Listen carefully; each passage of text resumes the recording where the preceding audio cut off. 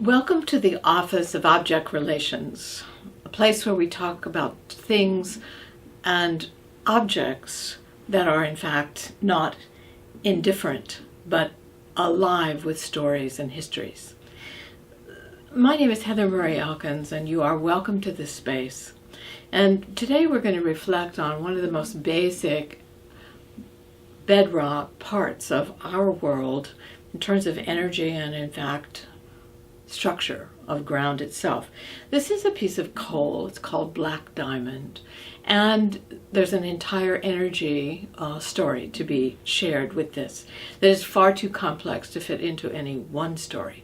So this is just the beginning of a series of stories that you will hear over this year. But I want to read you a definition so we know exactly what we're talking about. Primary stuff. Not necessarily human stuff, but definitely holy. So coal is a combustible, sedentary, organic rock, which is composed mainly of carbon, hydrogen, and oxygen. And it comes from vegetation. This was once a living plant. And it's been consolidated between rock strata and altered by the effects of pressure and heat. And how long did it take to go from a plant to this black diamond? Millions and millions of years. And in this one object are many, many stories. The story that I'd like to share today began with an appointment, a church appointment that I had in what was at the very edge of a coal mining area, and our direct contact came because of the railroad tracks that went through the town and carried billions of tons of this object. And I was asked to go and visit a father of a not very active member who was in the hospital. And I asked, was he interested in having a chaplain? No, she said, probably not, but he needs help. So I went to the hospital and I introduced myself, and the man in the bed, to put it mildly, was not welcoming, did not, in fact, find the notion of any kind of religious figure visiting him something that he would welcome. I stayed long enough to just simply let him know that his family loved him and had asked me to come.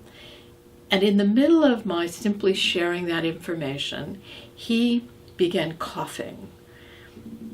And I knew that the coughing was because he had been diagnosed with black lung.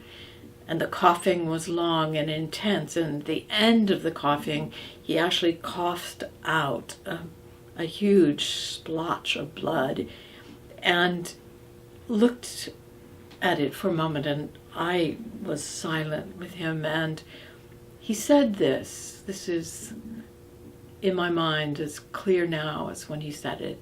He said, "That's coal for you. It glows in dark as death and comes out blood red. That," he said, "is coal for you."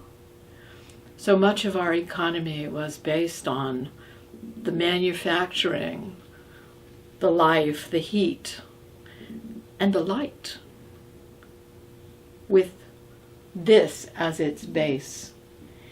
And it made me remember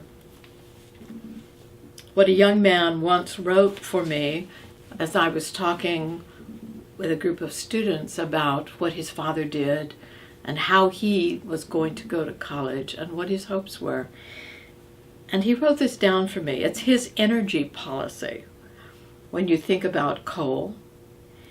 And this is what he wrote. This was Derek who wrote it.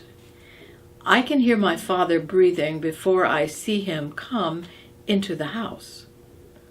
So guess how much electricity I waste? None. I take the bulbs out of the light in my room and I put a picture of a strip mine over it.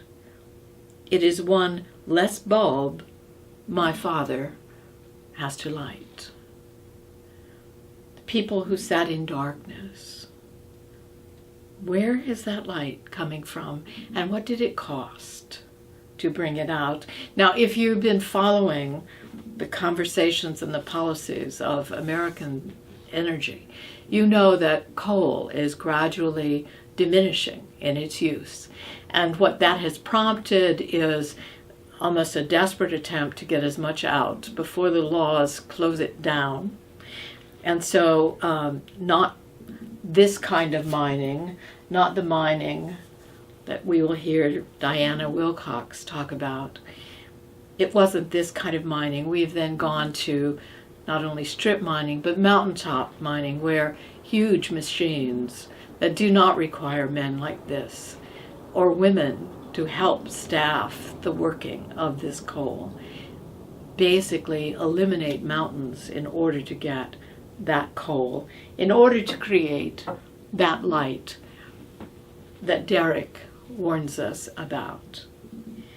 So what's replacing it? Another form of energy. And it's coming from the fracking and the natural gas.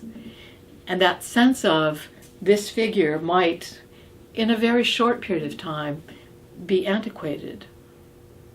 What we no longer see, what once was, that we only tell stories about and sing songs. But there's a scripture I also want to lift up beyond the people who sat in darkness and the question of where is their source of light. When I left that coal miner's room in that hospital years ago, listening to him struggle for breath, going down on the elevator, I thought about how one would pray, what possible prayers could come. And as I was getting ready to walk out, there was a gift shop, and this is after Christmas, and I had very little money left in our discretionary account. But I looked into this window and saw this figure. And I can remember looking at her and thinking to myself, given what I have in my account, checking, and Christmas just passed, that I would not be able to pay more than $100. What, as beautiful as this figure is, this wonderful image of a woman with an apron full of apples just spilling out onto the ground.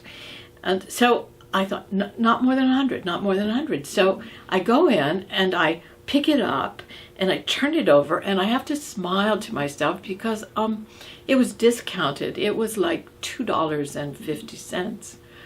And the saleswoman, who thinks maybe I need a little encouragement, but she also wanted to be honest in her advertising, said, you know, I just need you to know that that's not carved out of a piece of coal. I said, oh, okay, I understand that. She said, no, it's just nothing but coal dust glued together. That's all it is. And then I remembered Genesis, the 2nd chapter, where it's the Holy One who gathers the dust together and makes the first human earthling, Adam, and lifts up that dust and breathes into that dust the breath of life. And the scriptures say, and so we became living beings.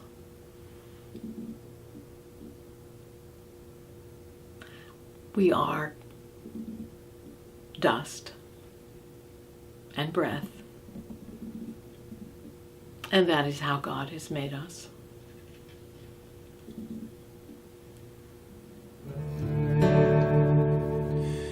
You make beautiful things.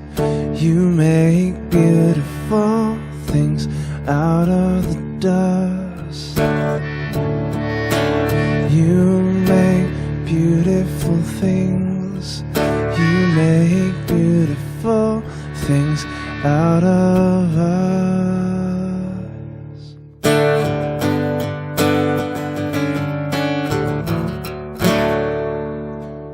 And all around, hope is springing up from this old ground.